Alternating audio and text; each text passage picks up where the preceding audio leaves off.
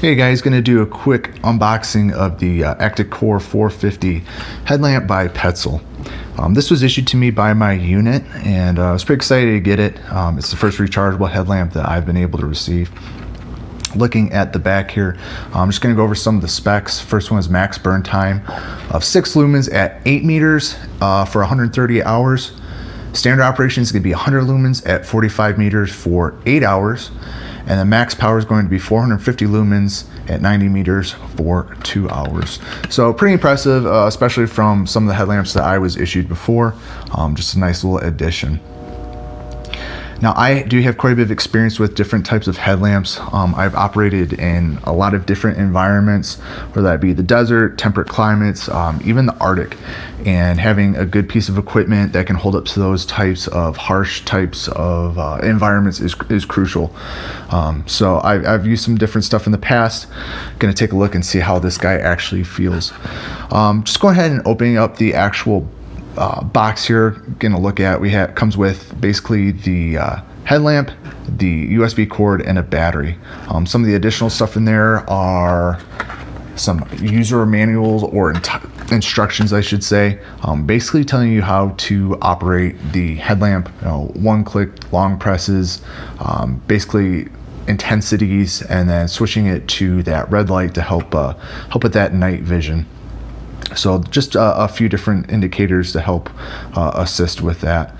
Pretty easy and forthcoming there. Now looking at the rest, comes with a Petzl sticker. Also have a little advertisement for another the actual rechargeable batteries. I was issued 2, so pretty sweet deal on that one. And then finally, we're gonna actually start looking at the items here. So as you can see, we've got the USB cord, pretty standard stuff, nothing shocking, anything that you would need to actually recharge your headlamp. There we go. Like I said, pretty standard. Then we have the actual battery here. I've never actually seen a battery like this before. I thought it was pretty unique. You can see a little charging port down to the bottom right of the battery there. Now the cool thing about this headlamp is it does accept the rechargeable battery, but it also accepts AAA batteries too. So if you just have some laying around, or your rechargeable battery does die, you don't have a power source to recharge it, you can just use standard batteries. Now this might sound kind of stupid, but something that people often overlook is the headband.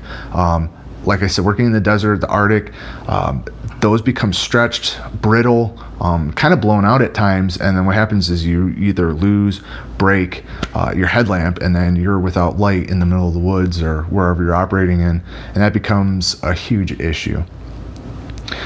We can see here the rechargeable battery fits in pretty well, pretty easy. Showing you some of the different brightness settings on my hand. Didn't pick up the best on video, but in person it's actually pretty good. And that red light operates really well. I'm going to be showing another little clip here in a bit to show you how well that throws some of that red light, especially when you're out in the woods and you want to try and preserve some of that night vision, that natural night vision that you get. And that red light helps with that, so you don't go ahead and hit the white light and then you have to start all over acclimating to that darker environment. So I'm just taking the battery out here, just kind of getting a look and feel for everything, just seeing how it feels in hand. Looking at the battery itself, I wanted to see what it looks like when it is charged or put into a power source. Power source that I was issued and take out to field is a Goal Zero. It's a pretty reliable and functions really well, to be honest with you. You get quite a few charges out of it for cell phones, headlamps, you name it. There is a little red light that will show on if it needs to be charged.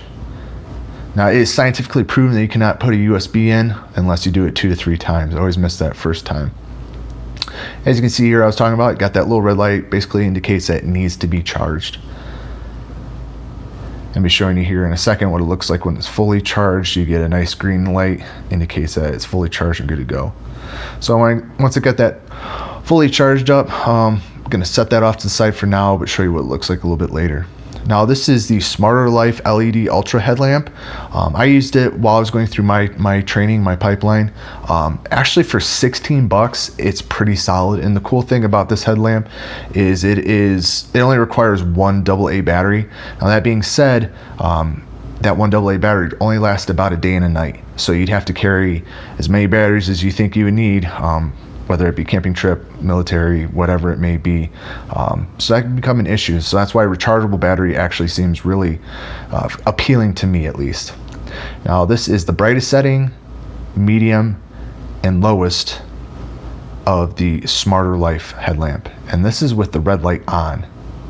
Doesn't really throw a lot of light there. I was actually pretty surprised. Now what does throw a lot of light is this Petzl. I was impressed with the fact, all of these are made out of plastic, so some people might say it feels a little cheap. I don't think it feels cheap. It just, as long as it holds up in the environments that I'm going to be working in, that's all I care about. And looking at the light, I was actually impressed with how much light it was throwing off. Like I said, we got the red light here. This is the lowest setting. That's medium. And that's the brightest. And as you can see here now, we are going to have the red light, which throws off a ton of light. Like I said, that works really well, especially in the middle of the night when you're trying to preserve that night vision. All right, guys, I'm excited to give this a shot out in the field. Thanks for watching, and please follow me at Ponder That One.